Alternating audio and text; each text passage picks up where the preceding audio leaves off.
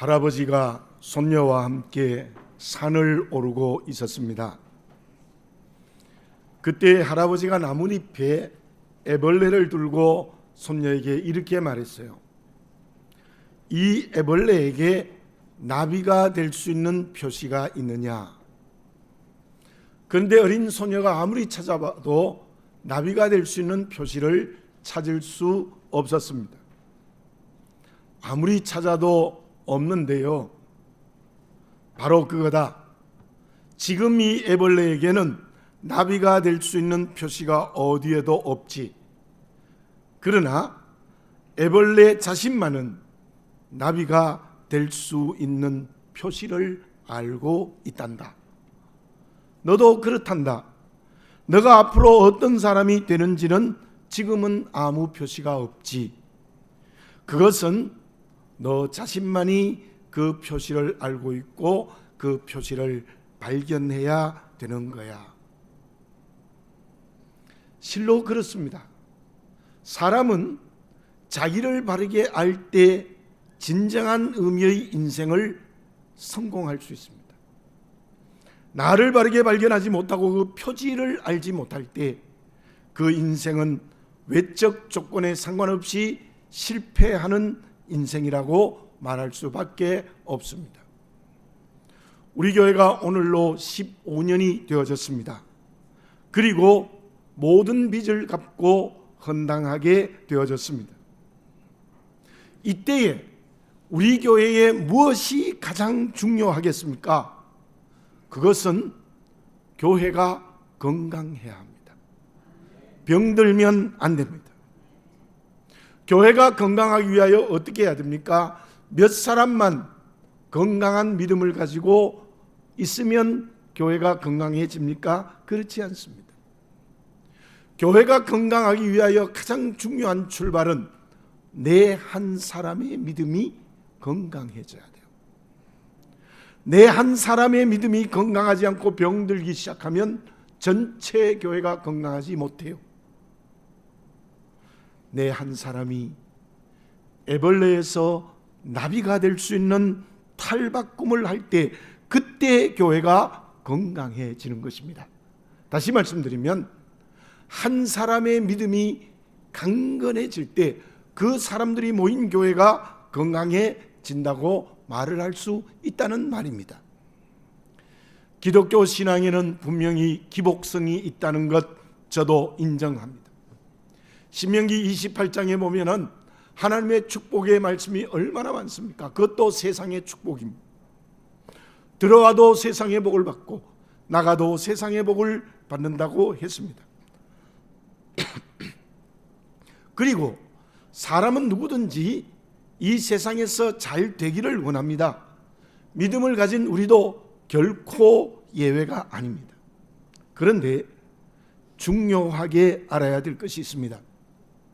만약에 세상의 축복만 하나님께 받겠다는 기복성을 붙들고 있으면 그 믿음은 병들기 시작합니다. 그러한 교우들이 모인 교회는 결코 건강할 수 없다는 거예요. 바울을 보세요. 바울은 예수 믿기 전에는 세상의 모든 것을 가진 사람입니다. 율법에 정통하고 헬라 철학에 정통하고 로마 시민권을 가지고 있고 그야말로 귀족 계급의 부자였습니다. 바울은 예수님 믿기 전에 세상의 전부를 어쩌면 가진 사람입니다. 그런데 예수님을 믿고 어떻게 되어졌습니까? 바울은 그 모든 것을 잃어버렸습니다. 스스로 버리기도 했지만 실제로 다 잃어버렸습니다. 그런데 바울은 병든 신앙으로 살아갔습니까? 아닙니다. 가장 건강한 믿음을 가지고 끝까지 복음을 증거했습니다. 그 길을 위하여 고난의 길을 걸어갈 줄 아는 선택의 결단을 한 사람이었습니다. 똑같이 매우 극단적인 예지만 일제시대 때의 주기철 목사님과 손양원 목사님은 어떻게 설명할 수 있겠습니까? 그분들이 아마 그 고난의 길에 걸어가지 않았다면, 신사참배에 절했다면 틀림없이 세상적으로 잘 살았을 것입니다. 왜냐하면 신사에 절한 목사님, 장로님들이 잘 살았기 때문입니다. 그러나 그들은 그 믿음 때문에 온갖 고난의 길을 걸어갔습니다. 채찍에 맞았습니다. 감옥에 갇혔습니다. 아들을 잃었습니다. 그리고 40대 후반에 순교했습니다. 그 가족들의 그 이후의 고생과 고통은 말로 할 수 없습니다. 소양한 목사님의 아내와 가족들은 먹을 것이 없이 배를 움켜잡고 굶고 있는데 나병 환자가 음식을 던져줘서 먹었다.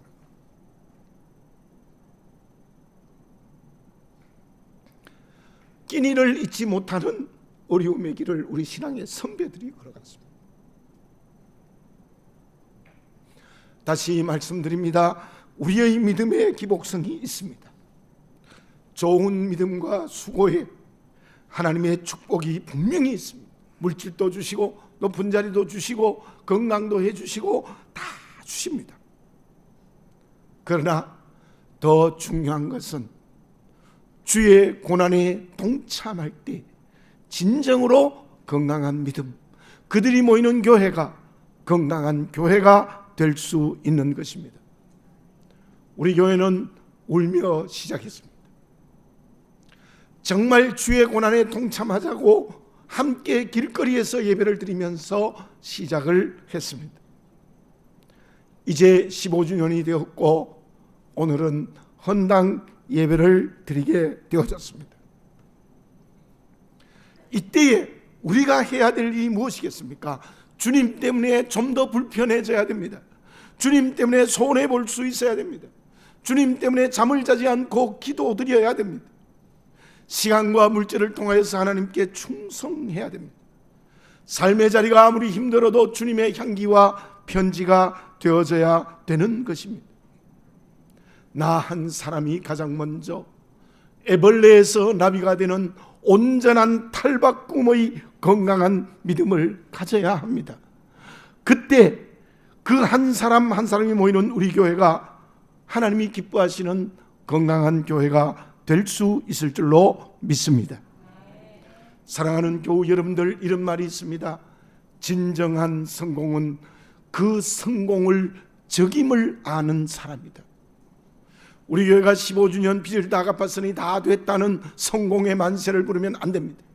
그렇다면 그것은 우리에게 가장 큰 적임, 도리어 지금 더 주님의 고난에 동참한다는 뜨거운 마음을 가져야 됩니다. 이스라엘 백성들이 길갈의 기념비를 세웠던 것과 같이 되었으면 좋겠습니다. 길갈 굴러보내었다. 병적인 신앙, 병적으로 잘못된 교회의 모습이 있으면 다 굴러보내야 될 것입니다. 그리고 우리 앞에는 여리고성이 있습니다. 가나안이 있습니다. 그것을 정복하기 위하여 진정으로 하나님이 주시는 능력으로 무장해야 합니다. 정신 차려야 합니다. 그때 하나님의 형상을 회복하는 정신을 차리고 무장할 때 우리 개인의 믿음도 건강해지고 그러한 교우들이 모이는 우리 교회가 건강한 교회가 되어지는 줄로 믿습니다. 그러면 성도 한 사람 한 사람의 믿음이 건강하고 그래서 온 교회가 건강하기 위하여 필요한 것이 무엇이겠습니까? 기복성을 넘어서기 위해서 무엇이 필요합니까? 미국의 스포츠 방송인 ESPN에서 20세기 최고의 감독을 존 우든으로 선정했습니다. 그 감독은 12번 결승에 진출했고 10번 우승을 했습니다. 기자가 물어보았습니다. 우승의 비결이 무엇입니까? 그때 그 감독은 이렇게 대답을 했다고 합니다. 모든 선수들에게 양말과 신발을 제대로 신는 법을 가르쳤을 뿐입니다. 실제로는 존 우든 감독이 빠른 패스와 정확한 슛을 훈련하는데 정평이나 있었던 감독이에요. 그러나 그는 선수들이 양말을 제대로 신고 신발을 제대로 신을 때에 경기에 승리할 수 있다는 경기 철학을 가지고 있었던 사람이었죠. 그는 다시 말합니다. 튼튼한 기초 없이 절대로 정상에 올라갈 수 없다. 운동 경기만 그렇겠습니까? 그렇지 않습니다. 세상의 모든 일이 그러합니다. 특별히 하나님이 기뻐하시는 건강한 믿음의 교우들이 모이는 건강한 교회가 되는 것은 더욱더 그러합니다. 왜 기복적인 신앙에 빠집니까? 왜 믿음이 병들어 교회가 병들어지는 겁니까? 심지어 그래서 왜 교회가 세상의 비난을 받습니까? 그것은 기초가 잘못되었기 때문이에요. 뿌리가 잘못되었기 때문입니다. 본문의 말씀은 솔로몬이 성전을 건축하고 이스라엘 백성들을 축복하는 말입니다.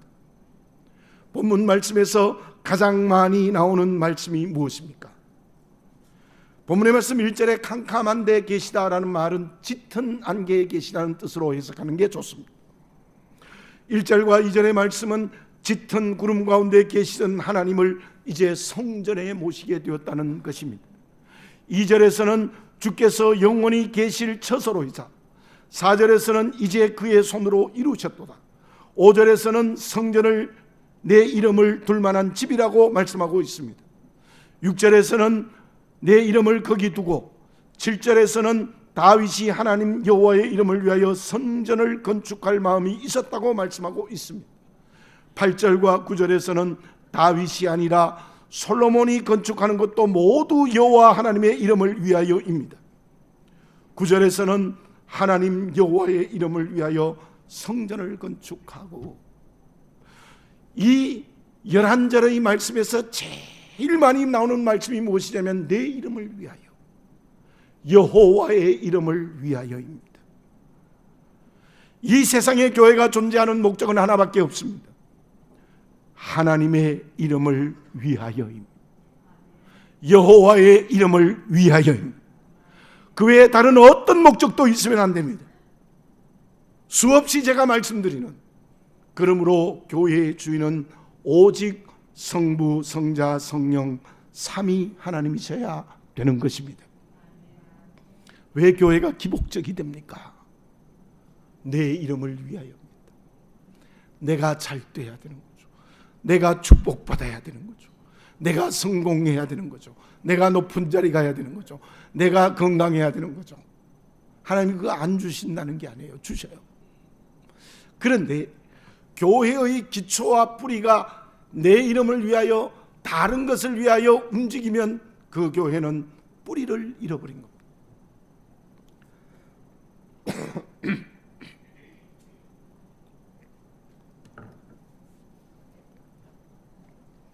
우리 모두 오늘 결단합시다.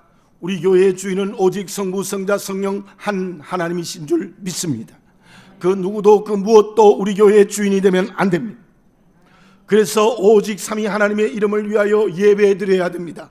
하나님을 위하여 수고해야 됩니다. 하나님의 이름을 위하여 충성해야 됩니다. 하나님의 이름을 위하여 봉사해야 됩니다. 자기의 이름을 위하여 수고하고 봉사하고 충성하면 안 됩니다. 그러기 위하여 내 한 사람 한 사람의 믿음이 건강해야 된다는 것을 잊지 말고, 내 한 사람 한 사람이 여호와를 위하여 예배를 드리고 주님을 위하여 봉사하고 성령의 능력을 위하여 수고하고 충성해야 된다는 것입니다. 그렇다면 우리의 예배와 수고의 봉사는 어떻게 해야 합니까? 여호와의 이름을 위하여 하는 것이 무엇입니까? 본문의 말씀 4절을 봉독해 드립니다. 왕이 이르되 이스라엘 하나님 여호와를 송축할지어다. 여호와께서 그의 입으로 내 아버지 다윗에게 말씀하신 것을 이제 그의 손으로 이루셨도다 이르시기를. 여러분 우리 모두 같이 7절에서 10절까지가 좀 길지만 함께 읽어보겠습니다. 내 아버지 다윗이 이스라엘의 하나님 여호와의 이름을 위하여 성전을 건축할 마음이 있었더니 여호와께서 내 아버지 다윗에게 이르시되 내가 내 이름을 위하여 성전을 건축할 마음이 있으니 이 마음이 내게 있는 것이 좋도다. 그러나 너는 그 성전을 건축하지 못할 것이라. 내 허리에서 나올 내 아들 그가 내 이름을 위하여 성전을 건축하리라 하시더니. 10절도 읽읍시다. 이제 여호와께서 말씀하신 대로 이루셨도다. 내가 여호와께서 말씀하신 대로 내 아버지 다윗을 대신하여 일어나 이스라엘 왕위를 잇고 하나님 여호와 이름을 위하여 성전을 건축하고. 아멘. 다윗이 성전을 건축하고 싶었습니다. 얼마나 성전을 건축하고 싶었습니까? 근데 하나님은 안 된다는 거예요. 그 이유는 너무 전쟁을 많이 해서 너 손에 피가 많기 때문에 안 된다는 것. 그래서 하나님의 뜻은 솔로몬이었습니다. 그런데 오늘 본문의 말씀에 언급된 다윗을 봅시다. 그가 천국 갈 때까지 모든 성전을 준비할 재료를 다 만듭니다. 그리고 레바논의 백향목도 전부 가져와서 준비해 둡니다. 실로 어쩌면 이 솔로몬의 성전이 지어진 것은 다윗의 수고와 기도와 봉사였다고 말을 할 수 있습니다. 다윗은 얼마나 여호와를 위하여 수고하고 봉사했는지 보십시오. 왕이었습니다. 언약궤가 블레셋에서 다시 예루살렘으로 돌아올 때 그는 왕복을 벗어버리고 에봇옷을 입고는 춤을 췄습니다. 어떻게 춤을 췄느냐? 살갗이 나오도록, 아내 미갈이 업신여김을 받을 정도로 하나님을 향하여 어린아이처럼 춤을 췄습니다. 정말 다윗은 여호와의 이름밖에 없었습니다. 여호와의 이름을 위하여 산 사람입니다. 그래서 다윗은 여호와의 이름을 위하여 수고하고 봉사하고 애쓴 것이 아들 솔로몬을 통하여 성전이 지어졌다, 그렇게 말을 할 수 있습니다. 우리도 다윗처럼 어린아이처럼 교회에서 예배드립시다. 어린아이처럼 하나님을 사랑하는 춤을 춥시다. 다윗처럼 수고하고 봉사합시다. 어떻게 해요? 오직 여호와의 이름을 위하여. 그런데 오늘 본문의 말씀에 다윗을 제가 특별히 언급한 것은 우리 교회도 다윗이 있습니다. 이 헌당을 보지 못하고 먼저 천국 간 모든 성도들입니다. 그분들 가운데 우리가 특별히 본받아야 될 분들이 있습니다. 이 교회 건물을 짓는데 초대 건축위원장이 정동준 집사님이십니다. 그 집사님은 밤낮으로 잠을 자지 않고 교회 짓는 일에 수고하셨습니다. 실로 다윗처럼 하나님을 사랑하고 수고하셨습니다. 여호와를 위하여, 하나님의 이름을 위하여 봉사하고 수고하셨습니다. 우리 모두 그 수고를 잊지 않고 그 유업을 이어가는 솔로몬이 되었으면 좋겠습니다.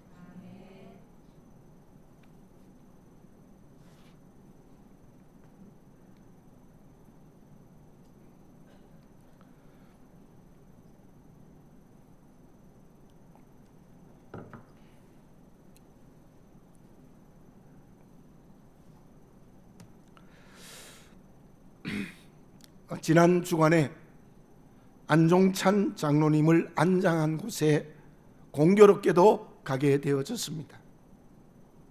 하나님이 헌당하기 전에 만나게 해 주신 것 같습니다.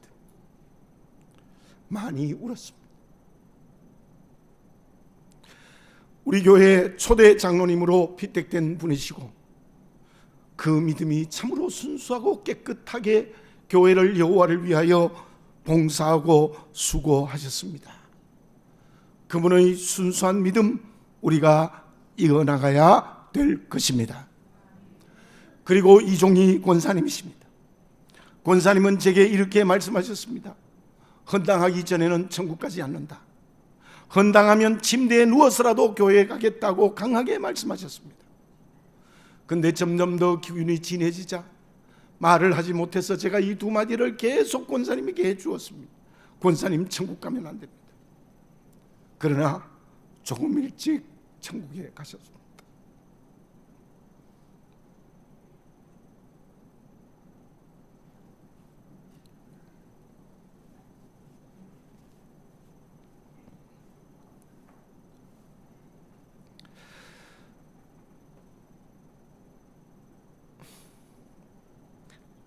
그분의 교회를 사랑하는 열정 우리가 이어가면 좋겠습니다. 거기다가 제가 오늘 아침에 들은 이야기가 있습니다. 우리 교회 권사님이었던 어떤 분이 어젯밤 꿈에 우리 교회 앞마당에 왔대. 천국에 가셨는데, 그리고 여러 교인들과 허그를 했다는 이야기를 듣고 참으로 마음이 기뻤습니다. 그리고 병석에서 교회에 오지 못하는 많은 분들의 수고와 충성을 우리가 이어가야 합니다. 병석에 계시는 어떤 권사님의 딸이 며칠 전에 제게 이렇게 말했습니다. 어머니는 성암교회가 생명입니다. 엄마는 성암교회가 생명입니다. 실로 그런 분입니다. 마음이 먹먹해졌습니다. 우리도 모두가 다 구경꾼이 아니라 실로 성암교회의 생명이 되었으면 좋겠습니다. 제가 몇 분만 언급해 드렸습니다마는 미리 천국에 가신 성도 모든 분들, 병석에 나오지 못한 모든 분들 다 다윗과 같은 열정이 있는 분이셨더랬습니다.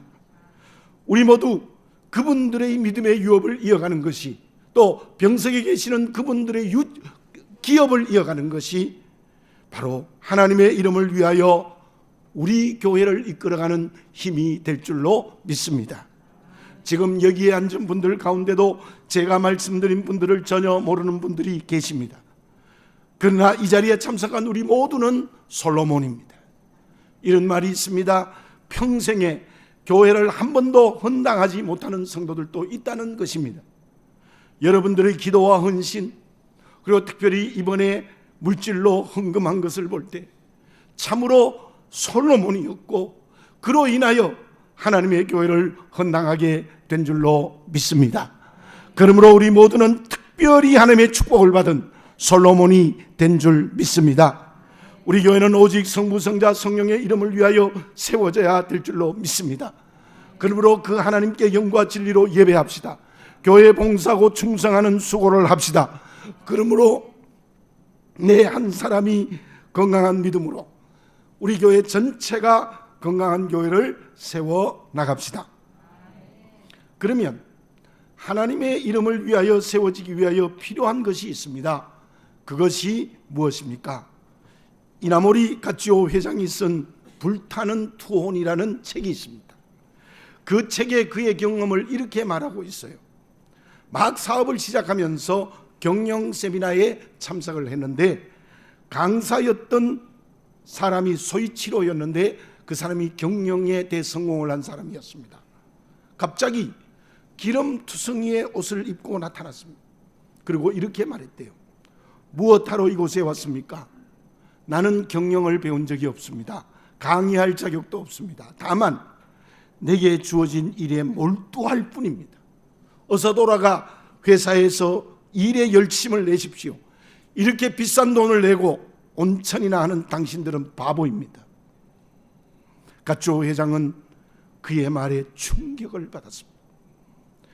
그의 말 때문에 그런 경영의 성공의 비결이 되었다고 말합니다. 그리고 그는 이렇게 말합니다. 어떤 일을 해내려면 자신을 불태워야 한다. 열의와 열정과 투혼이 필요하다 그랬습니다. 세상의 일도 그렇습니다. 하나님의 이름을 위하여 교회에서 예배를 드리고 수고하는 일은 더욱더 그러합니다. 하나님의 이름을 위하여 열정이 우리에게 살아 움직여야 됩니다. 그 열정으로 수고할 때 우리 교회가 하나님의 이름이 드러나게 될 줄로 믿습니다. 솔로몬이 성전을 건축한 외형적인 이유가 무엇입니까? 11절을 봉독합니다. 내가 또 그곳에 여호와께서 이스라엘 자손과 더불어 세우신 언약을 넣은 궤를 두었노라 하니라. 성막이나 성전은 구약에서는 언약궤에 하나님이 임재해요. 지성소에 있는 언약궤에 하나님이 임재합니다. 그런데 우리 예수 그리스도께서 십자가에 돌아가심으로 말미암아 그 휘장은 찢어졌고 우리 모두가 다 지성소에 들어갈 수 있었습니다. 지금 우리 교회, 신약의 교회는 예수 그리스도의 몸인 우리에게 하나님이 임재하십니다. 자, 그렇다면 정말 어떤 열정이 있을 때에 예수 그리스도의 몸인 우리에게 하나님이 임재하시겠습니까? 그것은 언약궤에게 있는 세 가지 물건을 통하여서 대답할 수 있습니다. 첫째는 만나를 담은 항아리입니다. 이스라엘 백성들이 광야에서 먹었던 음식입니다. 생각해 보십시오. 그들이 농사를 지었습니까? 땀을 흘렸습니까? 땅을 팠습니까? 아무것도 안 했습니다. 그런데 아침마다 하늘에서 만나가 떨어지는 거예요. 그 양식을 먹고 40년의 광야 생활을 했습니다. 만나를 담은 항아리는 무엇입니까? 그것은 하나님의 절대적인 은혜입니다. 교회가 하나님의 은혜대로 움직이지 않으면 병듭니다. 우리는 주님의 십자가의 은혜로 구원받은 자녀들이지요. 그러므로 교회는 그 십자가의 은혜로 세워졌다면 매순 하나님의 은혜 앞에 서는 겁니다. 다른 것에 서는 것이 아니에요. 우리가 여호와의 이름을 위하여 열정을 가져야 돼. 첫 번째 열정은 하나님의 은혜 앞에 서는 열정입니다. 그 열정으로 예배가 드려져야 될 줄로 믿습니다. 그 열정으로 하나님의 은혜 앞에 영과 진리로 예배 드려야 될 줄로 믿습니다. 둘째가 돌비입니다. 모세가 시내산에서 받았던 십계명을 적은 두 돌판입니다. 그것은 오늘 우리에게 무엇을 말하고 있습니까? 그리스도의 몸인 우리 교회에 하나님의 임재가 무엇으로 임재합니까? 말씀입니다. 두 번째로 우리에게 져야 될 열정, 열의, 투호는 말씀에 대한 열정입니다. 교회가 말씀에 대한 열정을 잃어버리면 하나님의 이름 드러나지 않습니다. 언제나 말씀에 순종합시다. 말씀대로 교회 봉사하고 충성합시다. 더 나아가서 말씀의 은혜를 받은 것이 가정에서, 직장에서, 사업에서, 이웃과의 만남에서, 이 세상의 현장에서 그것이 살아 움직이는 역사가 일어날 때 우리 교회가 여호와의 이름을 위하여 건강한 교회가 될 수 있을 줄로 믿습니다. 우리 모두 말씀에 순종하는 열정을 가지자고. 셋째는 아론의 쌍난 지팡이입니다. 민수기 17장에 그 내용이 있습니다. 고라와 다돈과 아비람의 반역이 있은 후에 일어난 사건입니다. 고라는 모세와 아론을 배신하고 반역했습니다. 그때 하나님이 12지파의 지휘관의 지팡이를 회막 언약궤 앞에 두었습니다. 하루가 지나보니 아론의 지팡이만 싹이 나고 꽃이 피고 살구 열매가 맺었습니다. 그것이 오늘 우리의 교회에게 주시는 의미가 무엇입니까? 물론 세운 교회 지도자에게 잘 순종하라는 의미가 있을 겁니다. 그러나 저는 개인적으로 더 중요한 것이 있습니다. 고라와 다단과 아비람이 반역하여 애굽으로 돌아가자는 것은 하나님을 원망한 겁니다. 하나님을 반역한 겁니다. 하나님 앞에 불평한 겁니다. 여러분, 우리 교회에서는 어떤 일이 있더라도 여호와 하나님께 감사하는 열정이 있어야 됩니다. 감사하는 열정. 이런 말이 있습니다. 원망은 뒤로 물러가게 하고 감사는 앞으로 전진하게 되어져 있다고 했습니다. 우리 교회가 오늘 헌당 예배를 드리며 15년이 되어서 정말 여호와께 감사의 열정이 있으면 우리 교회를 성부, 성자, 성령 하나님께서 앞으로 전진하게 해주시는 놀라운 역사를 일으켜 주실 줄로 믿습니다. 우리 모두 앉아있지 맙시다. 일어나 뛰어갑시다. 그것은 오직 하나님의 은혜에, 감사에, 말씀에 열정을 가집시다. 그 열정이 교회와 세상에서 이루어져야 될 것입니다. 한 가지 더 말씀드리면, 세 가지는 아니지만 교회는 만민의 기도하는 집이라고 했습니다. 기도의 열정이 있어야 됩니다. 새벽 기도, 금요 기도에 정말 우리가 기도의 열정이 살아있어야 될 줄로 믿습니다. 그때 하나님의 이름이 영광스럽게 드러나는 건강한 교회가 될 수 있을 줄로 믿습니다. 그러면 그때 하나님께서 우리 교회를 어떻게 축복하십니까? 학개서 2장 9절을 읽습니다. 이 성전의 나중 영광이 이전 영광보다 크리라. 만군의 여호와의 말이니라. 내가 이곳에 평강을 주리라. 만군의 여호와의 말입니다. 여러분, 우리가 정말 한 사람 한 사람이 믿음으로 건강하고 모든 공동체의 교회가 강건해지면 우리 교회의 지금까지의 영광보다 내일과 미래의 영광을 더 크게 해주시는 축복 허락하여 주실 줄로 믿습니다. 뿐만 아니라 우리에게 정말 샬롬, 참 평강을 주실 줄로 믿습니다. 성령이 주시는 기쁨의 꽃이 활짝 피는 역사가 일어날 줄 믿습니다. 그것을 좀 더 해석하여 두 가지로 말씀드립니다. 더 큰 영광이 드러나고 평강을 주는 게 뭘까? 첫째는 온 성도들이 그리스도 안에서 한 몸이 되어야 됩니다. 절대로 한 사람이라도 분열되면 안 됩니다. 우리 예수 그리스도의 몸으로 온전히 한 몸 되고, 그 한 몸 된 능력의 힘이 두 번째로는 세상으로, 가까운 곳으로, 이웃으로, 역사의 현장으로 증거해 주는 역사가 일어나야 될 줄로 믿습니다. 그게 구체적으로 무엇입니까? 우리는 다른 곳에도 하지만 특별히 베트남에, 우리 베트남 9,800만의 많은 국민들을 예수 믿게 하는 역사를 우리 교회에 허락하여 주신 줄로 믿습니다. 왜 우리 교회가 지하 때부터 교회를 짓게 했을까? 왜 15주년을 주시고 이렇게 빨리 헌당하게 해주실까? 베트남을 책임지라는 하나님의 음성인 줄 믿습니다. 정말 베트남을 품에 안는 그런 선교적 열정이 우리에게 나타나는 축복이 있을 줄로 믿습니다. 사랑하는 교우 여러분, 나와 교회에 병든 부분이 있다면 오늘 이 예배를 드리며 성령으로 깨끗이 치유받읍시다. 그리고 나와 우리 교회를 건강한 믿음이 되게 해야 합니다. 그렇게 한 사람 한 사람이 건강한 믿음, 모인 교회가 건강한 교회, 성함 교회가 될 때 하나님이 전능의 능력을 허락하여 주실 줄로 믿습니다. 우리는 그 능력으로 세상을 이깁니다. 그 능력으로 사단을 이깁니다. 그 능력으로 자기를 이깁니다. 기도드리겠습니다. 사랑하는 아버지 하나님, 감사합니다. 우리 교회를 15년을 지켜주어 여기까지 오게 하시고 이제 헌당 예배를 드리게 함을 감사합니다. 오늘 이 예배를 드리면서 감사가 넘쳐나게 하시고 진정 우리 한 사람 한 사람이 건강한 믿음, 또 모인 교회 공동체가 건강한 교회가 되어 주시는 능력으로 한 몸 되게 하시고 주시는 평강으로 사랑의 한 몸 되게 하시고 영광이 드러나도록 온 열방의 복음을 증거하는 교회가 되게 해 주시옵소서. 주시는 능력으로 세상과 사단과 자기를 이기게 해 주시옵소서. 특별히 우리 교회가 이렇게 크신 은혜를 주신 것은 베트남을 복음화하는 뜻이 있는 줄 믿습니다. 그 길로 우리 모두 함께 가게 하여 주시옵소서.